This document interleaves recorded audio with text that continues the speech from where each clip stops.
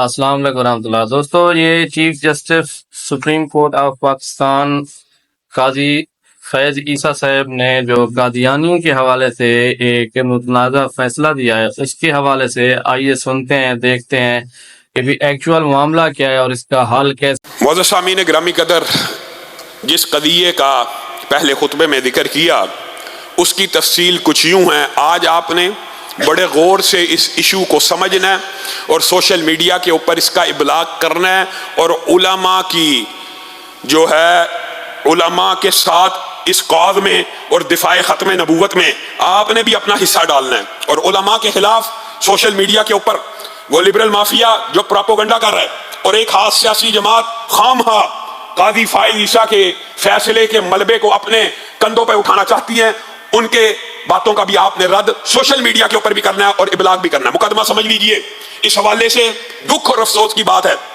کہ جس طرح جسٹس ثاقب نثار کے آسیہ ملونہ کی رہائی کے فیصلے کے موقع کے اوپر پی ٹی آئی کے لوگوں نے ان کا بلا دریغ دفاع کیا، آج قاضی فیض عیسیٰ کے فیصلے کے اوپر مسلم لیگ نون کے سوشل میڈیا ایکٹیوسٹ بلا دریغ بغیر کسی لاجک کے، بغیر کسی عقل کے، بغیر کسی منطق کے ان کا دفاع کر رہے ہیں اور علماء کو تانے دے رہے ہیں کہ ان کو انگریزی نہیں آتی۔ اللہ کے فضل و کرم سے میں نے اپنے وکلاء کے پینل سے اس کا ٹرانسلیشن بھی کروا دی، لیکن وہ تو اچھا ہوا کہ سپریم کورٹ نے پہلے ہی اردو ٹرانسلیشن لگا دی، اور پھر میں نے کہا کہ اس ٹرانسلیشن کو نیٹ کے اوپر نہ چڑھانا بلکہ سپریم کورٹ ہی کا جو ٹرانسلیشن ہے اس کو نیٹ کے اوپر چڑھا دیا جائے، کہیں ہمارے پہ یہ الزام نہ لگے کہ ترجمے میں گنڈی ماری ہے۔ حیران ہوتا ہوں میں، نون لیگ کے ساتھیوں سے میں کہنا چاہتا ہوں، اللہ کے بندو سیاسی وابستگی کو پسے پش ڈال دو، مقدمہ سمجھو، مقدمہ سمجھو، انگریزی نہیں آتی علماء کو۔ اللہ کے فضل و کرم سے آج ایسے علماء موجود ہیں جو دنیا کی ہر زندہ زبان کے اوپر عبور رکھتے ہیں، اور میرے جیسے ادنا طالب علم نے یہ قانون کی ڈگری حاصل ہی اس لیے کی تھی، پروفیشن نہیں ہے، ایڈوکیٹ ہائی کورٹ پروفیشن نہیں ہے، اس لیے کی تھی کہ کبھی دین کی دفاع کی ضرورت پیش آئے تو کسی عالم کے اوپر کوئی یہ لبرل اور سیکولر مافیا کا بندہ انگلی اٹھا کے نہ کہہ سکے کہ جی علماء کو قانون نہیں آتا۔ علماء نے قانون نہیں پڑھا ہوا، اللہ کے فضل و کرم سے LLB بھی کیا ہوا ہے، ایڈوکیٹ ہائی کورٹ کی ڈگری بھی ہے، اور جس جج کو یہ گمان ہے کہ ہم علماء انگلش نہیں بول سکتے وہ انگلش میں ہمارے ساتھ ڈبیٹ کر لے، ہم ان کے سامنے یہ بات کہتے ہیں آپ کے یہ جو الفاظ ہیں یہی تعصب کے اوپر مبنی ہیں۔ آپ کو عربی آتی ہے؟ ہمارے علماء تو ایسے آپ کو نظر آ جائیں گے جو آپ کے ساتھ انگلش میں مکالمہ کریں گے، آپ اپنا کوئی جج پیش کیجئے جو عربی میں دین کے طالب علموں کے ساتھ مکالمہ کر سکے۔ یہ تو ہر دباچے کے حوالے سے آپ کے سامنے بات رکھی ہے۔ مقدمہ کیا ہے؟ ایک شخص نے تفسیر صغیر نامی ایک تفسیر ہے مرزا غلام احمد قادیانی کے بیٹے کی لکھی ہوئی، ترجمہ کرنے والا بھی قادیانی ہے، اس کو بانٹ رہا ہے کہاں پہ؟ مسلمانوں کے اندر، مسلمانوں میں تقسیم کر رہا ہے۔ یہاں سے مقدمہ شروع ہوتا ہے، آپ نے پورا مقدمہ سمجھنا ہے۔ اس بندے کے خلاف حسن معاویہ نامی عظیم ختم نبوت کا جرنیل مقدمہ درج کروانے کی کوشش کرتا ہے۔ کس دفعہ کے تحت؟ یہ بات سمجھنے کی ضرورت ہے۔ کیس کو خواہ مبہم بنایا گیا، اشکال پیدا کیے گئے، یہ کیس کے اندر جو قرآن ایکٹ کی دفعات لگی ہیں ان کی سزا صرف 6 ماہ تھی، ملزم نے پہلے ہی 13 ماہ سزا بھگت لی ہے، اس لیے جسٹس صاحب نے اس کو آزاد کر دیا۔ ایک جملہ اور دلیل یہ دی جاتی ہے۔ دوسری دلیل یہ دی جاتی ہے کہ 2022 کے اندر اس ایکٹ میں تبدیلی ہوئی، جرم 2019 کا ہے، تو اس ایکٹ کے تحت وہاں پہ سزا کیوں دی جائے؟ یہ دونوں باتیں بظاہر آپ کو سننے میں لگیں گی کہ یہ بڑی مدلل ہے، یہ بھی جھوٹ کے اوپر مبنی ہے، یہ بھی باطل اور فاسد ہیں، لیکن مقدمہ یہ ہے کہ ایک مرضی اور قادیانی اٹھے، قرآن پاک کا ترجمہ کرے، وہ قرآن پاک کی تفسیر جو آپ کے سامنے ابھی میں نے پہلے خطبے میں ساری باتیں کی ہیں، یہ ایسے بدبخت ہیں قرآن پاک کی صرف مانوی تحریف کے قائل نہیں ہیں۔ جج صاحب یہ بات سمجھیے، قادیانیوں کی تفسیر کے اندر صرف مانوی تحریف نہیں ہے، مانوی تحریف بھی کافی ہوتی ہے، لفظی تحریف بھی ہے۔ غلام احمد قادیانی نے 60 آیتوں کو لفظاً بھی تبدیل کیا ہوا ہے، لفظاً کل من علیہا فان میں من اور علیہا کھا گیا ہوا ہے، اس کی جگہ شہی لگاتا ہے۔ یہ ایک صرف مثال دی ہے، یہ اگر موضوع کیا جائے تو لوگ میری کتاب قادیانیت یا علماء کی کتابیں پڑھ سکتے ہیں کہ قادیانیوں کی تحریف قرآن 60 سے زائد مقامات پہ لفظی تحریف بھی موجود ہے، مانوی تحریف کی صرف بات نہیں ہے۔ اب وہ لفظی اور مانوی تحریف کا قرآن پاک کہاں بانٹ رہا ہے؟ مسلمانوں میں، اس علاقے میں، چناب نگر کے علاقوں میں، گھر گھر آپ کے گھر کوئی دروازہ کھٹکائے، آپ کو قرآن پاک کی ٹرانسلیشن دے، آپ کتنی خوشی سے قبول کریں گے؟ اللہ کی قسم آپ خوش ہو جائیں گے کہ مجھے قرآن پاک کی ترجمہ مل رہا ہے۔ آپ ترجمہ لیں گے، آپ کو کیا پتا یہ مرزا غلام احمد قادیانی کا تحریف شدہ قرآن اور اس کی تفسیر ہے؟ آپ کو تو یہ اندازہ نہیں ہے۔ تو پاکستان میں ایک آئین اور قانون ایک تو ذوالفقار علی بھٹو کے دور میں بنا وہ آپ سب کو پتا کہ قادیانی غیر مسلم ہے، لیکن جب ان کو غیر مسلم ڈکلیئر کیا گیا ان بدبختوں نے ایک عجیب کام کیا. یہ اپنے خلفاء کو خلیفۃ المسلمین کہنے لگے، اور پہلے خلیفہ کو حضرت ابوبکر کہنے لگے، دوسرے کو عمر کہنے لگے. جو مرزا غلام احمد قادیانی کی بیویاں تھیں ان کو امہات المومنین کہنے لگے.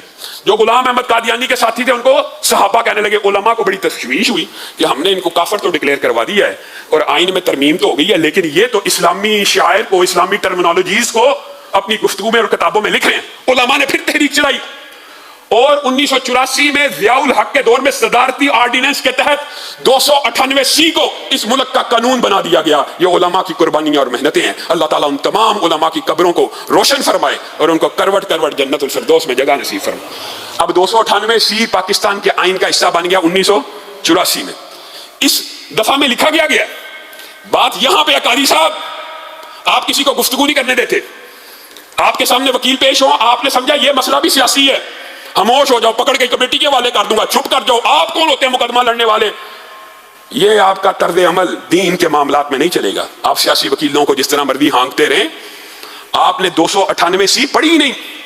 298C میں لکھا ہی یہ ہے کہ کوئی قادیانی ہو، اٹھائیے جا کے آپ نے سرچ کرنی ہے. میری بات پہ اگر یقین نہیں ہے تو سرچ کریں. میں نے اپنے سوشل میڈیا اکاؤنٹس پہ اس کی ٹرانسلیشن اور اس کی انگلش لگا دی ہوئی ہے.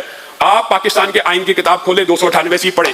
لکھا یہ ہے کوئی قادیانی ہو، احمدی ہو، لوری گروپ کا جو بھی ختم نبوت کا منکر قادیانی ہے، وہ اپنے آپ کو مسلم کہہ کر، وہ اپنے آپ کو مسلمان ظاہر کر کے اسلامی ٹرمنالوجیز اور اسلامی اصطلاحات کو استعمال کر کے اپنے دین کی تبلیغ نہیں کر سکتا. اور اگر وہ اپنے آپ کو مسلمان ظاہر کر کے دھوکہ دیتے ہوئے مسلمانوں کو یہ کام کرتے ہوئے پکڑا گیا، اس کی سزا 3 سال ہوگی. قاضی صاحب آپ نے جس مقدمے میں ملزم کی ضمانت لی ہے اس مقدمے کا ملزم خود اقراری ہے. آپ بھی مانتے ہیں وہ تفسیر صغیر مسلمانوں کے اندر اور معاشرے میں بانٹ رہا تھا. پھر آپ کو کس نے اختیار دیا؟ آپ نے 298C کو حذف کر دیا. آپ نے کہا یہ 298C نہیں لگتی، اور نون لیگ کے بھائیوں نے کہا جی یہ مقدمہ درج ہوتے وقت 298C موجود نہیں تھی. یہ بھی بڑا جھوٹ ہے. مقدمہ درج ہوتے وقت درج کروانے والے نے پہلی دفعہ جس کا مطالبہ کیا ہے وہ یہ ہے کہ 298C کو لگایا جائے. قاضی صاحب کہتے ہیں یہ دفعہ پروسیکیوشن میں، چلان میں ثابت نہیں ہو سکی. اللہ اکبر. یہ دیکھیں، یہ ثابت کرنے کی ضرورت ہوتی ہے. قادیانی قرآن کی تفسیر اور ترجمہ بانٹ رہا ہو، اس کو الگ سے ثابت کرنا پڑے گا. 298C لگتی ہے کہ نہیں؟ 298C تو کہتی ہے کہ کوئی قادیانی اگر مسلمان بن کے تبلیغ کر رہا ہو تو اس کو اجازت نہیں دی جائے گی. اور قاضی صاحب آپ نے اس دفعہ کو اڑانے کے بعد انا للہ و انا الیہ راجعون جو آیت کوٹ کی ہے وہ بھی بڑی افسوسناک ہے. 1400 سال سے مسلمانوں کے کسی امام نے، کسی عالم نے، کسی فقیہ نے اس آیت کو اس انداز میں نہیں پڑھا جو آپ نے کہہ دیا لا اکراہ فی الدین. کہتے ہیں جی دین میں جبر نہیں ہے. وہ اگر بانٹ رہا تھا یا جو بھی کر رہا تھا یہ قادیانی کا مقدمہ ہے. اب آپ اس کو جنرل ریمارکس کہہ کے اپنی جان نہیں چھڑا سکتے. کیوں؟ عدالتی فیصلے. بعض لوگ او جی اس نے کون سی آئین میں تبدیلی کر دیا، اس نے کون سی جی شک اڑا دی ہے. اللہ کے بندو اس نے ایک نامزد مقدمے کے ملزم کی ضمانت لی ہے اور اس میں یہ الفاظ کہے ہیں کہ اس کے اوپر 298C نہیں لگتی. قاضی صاحب پھر وہ ہم پہ لگا دیجئے. 298C ایک قادیانی کو تبلیغ اسلام کرنے پہ نہیں لگتی تو پھر مسلمانوں پہ لگا دیجئے. کیا اس کو الگ سے ثابت کرنا ضروری تھا؟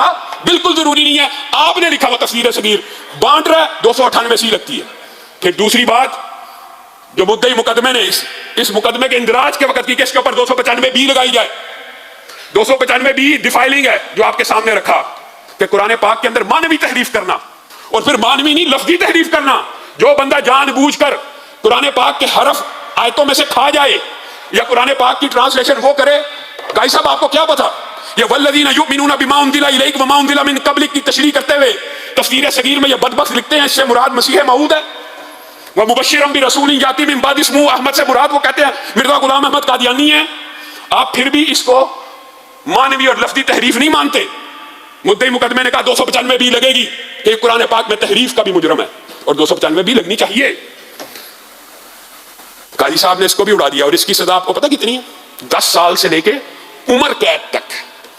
قاضی صاحب نے آپ کے سامنے مقدمہ رکھا صرف قرآن ایکٹ کا کہ گویا یہ قرآن کی طباعت میں غلطیاں تھیں اور قرآن صحیح نہیں تھا چھپا ہوا. بس اتنی سی بات ہے. یہ بات کسی مسلمان کے مقدمے میں ہوتی تو مانی جا سکتی تھی. یہ مقدمہ کس کا ہے؟ ایک قادیانی کا، نامزد ملزم کا جو خود اقرار کر رہا ہے میں تفسیر صغیر بانٹ رہا ہوں. جب 295 کی باری آئی تو قاضی صاحب نے قرآن کی پھر ایک آیت کا استدلال پیش کیا، انا للہ و انا الیہ راجعون۔ اس لیے ہم کہتے ہیں آپ کو عربی نہیں آتی، آپ کو دین کا کیا پتا۔ قاضی صاحب کہتے ہیں 295 بھی مفہوم یہ ہے، دو آیتیں لے کے آئے ہیں، لا اکراہ فی الدین 298 سی کو اڑانے کے لیے، اور دوسری آیت انا نحن نزلنا الذکر و انا لہ لحافظون، ہم نے اس قرآن کو نازل کیا ہے اور ہم اس کی حفاظت کریں گے۔ اب اللہ نے نازل کیا، اللہ نے حفاظت کرنی ہے، آپ کیسے کہہ سکتے ہیں جی تحریف ہو رہی ہے یا تبدیلی ہو رہی ہے؟ انا للہ و انا الیہ راجعون۔ آپ لوگوں کو وہ کیا چاہتے ہیں، کھلی اجازت دے دی جائے کہ اللہ نے حفاظت کرنی ہے، جو مرضی بندہ جو مرضی لکھتا چلا جائے حفاظت؟ اللہ نے حفاظت کرنی ہے، لیکن کن کے ذریعے؟ ایمان والوں کے ذریعے، مسلمانوں کے ذریعے، مومنوں کے ذریعے، اور قیامت تو قائم ہو سکتی ہے اس قرآن میں تحریف کو برداشت۔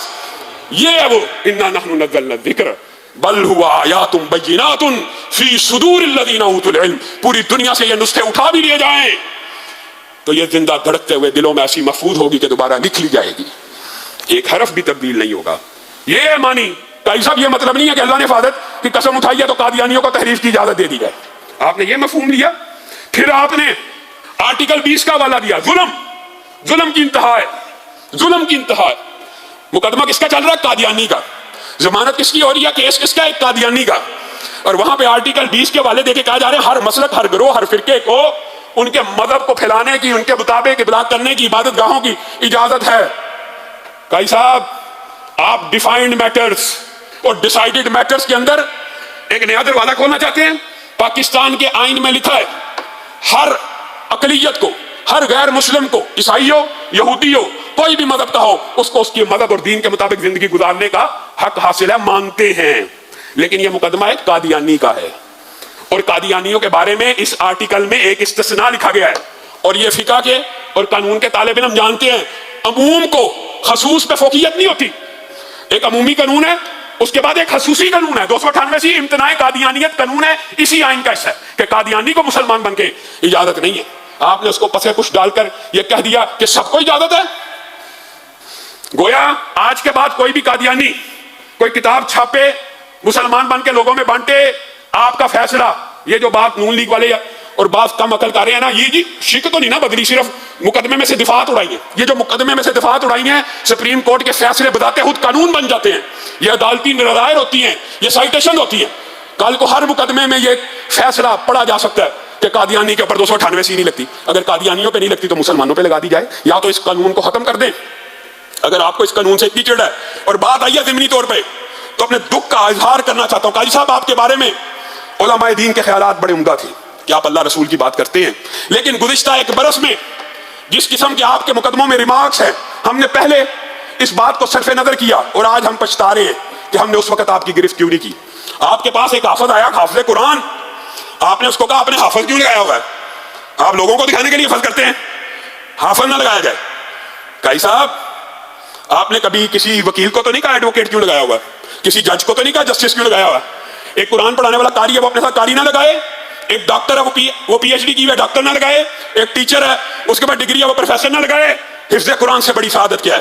وہ اگر اپنے ساتھ حافظ لگاتا ہے، آپ کو کیا تکلیف ہے؟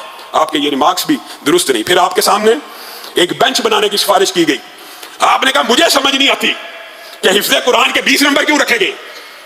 گویا آپ کے یہ ریمارکس آج اگر ساری باتوں کو ٹیلی کیا جائے، ہم پھر بھی آپ کو گنجائش دیتے اور آپ سے اپیل بھی کرتے اور آپ کو ایک بات سمجھانے کی کوشش کرتے کہ ہم قادیانیت کے مسئلے پہ حساس کیوں ہیں، یہ بات ہی سمجھ لیجئے۔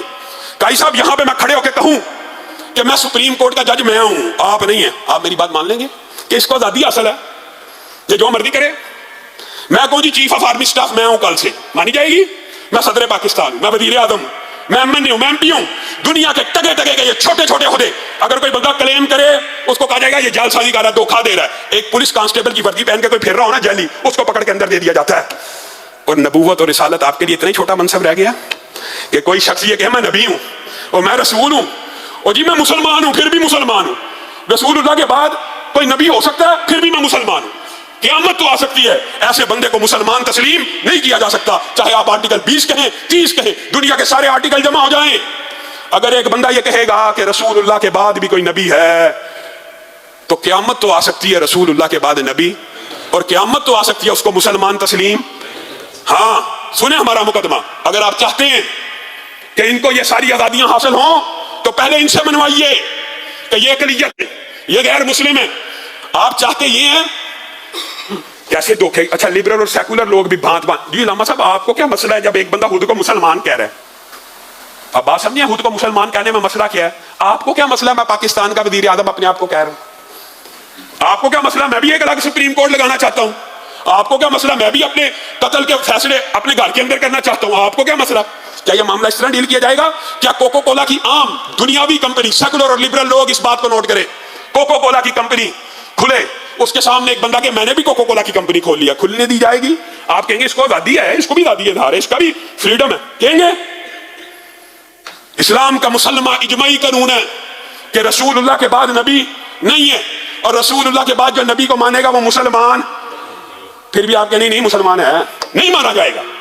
اگر قادیانی پاکستان میں حقوق اقلیتوں کے لینا چاہتے ہیں اپنے آپ کو غیر مسلم تسلیم کرے. قاضی صاحب آپ کو تو چاہیے تھا، اور پھر آپ کے فیصلے میں کہیں نہیں لکھا، آپ نے اس کی ضمانت بھی لے لی اور یہ بھی کہہ دیا کہ 13 ماہ بھگتے 6 ماہ. اللہ کے بندو یہ بات بھی بڑی جھوٹ کے اوپر مبنی ہے. یعنی جس کتاب کے اوپر پابندی نہ ہو، جب کوئی کتاب لکھتا ہے اسی وقت پابندی لگ سکتی ہے، چھپنے کے بعد لگتی ہے، پھیلنے کے بعد لگتی ہے کہ اسی دن لگ جاتی ہے.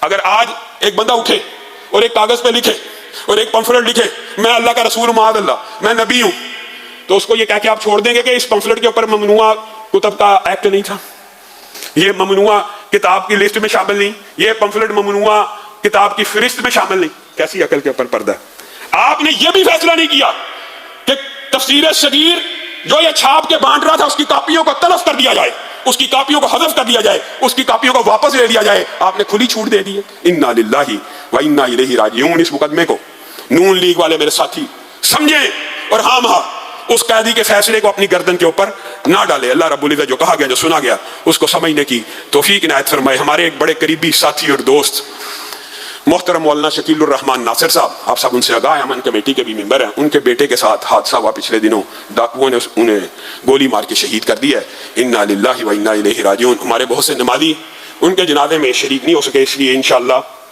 جمعے کی نماز کے فوراً بعد ان کا غائبانہ نماز جنازہ ہوگا. لیکن آج آپ سے ایک اپیل اور بھی کرنی ہے. ابھی نماز جنازہ کے بعد آپ سب ساتھیوں نے رسول اللہ سے محبت نبھاتے ہوئے اور عقیدہ ختم نبوت سے محبت نبھاتے ہوئے باہر جمع ہونا اور تاجدار ختم نبوت زندہ باد کا نعرہ لگا کے ایوان کے اقتداروں میں اور قاضی فائز عیسیٰ کی عدالت تک یہ پیغام پہنچانا ہے کہ مسلمانوں کا بچہ بچہ مر تو سکتا ہے، لیکن جو کوئی بھی رسول اللہ کے بعد کسی کو نبی کہے گا اس کو مسلمان تسلیم.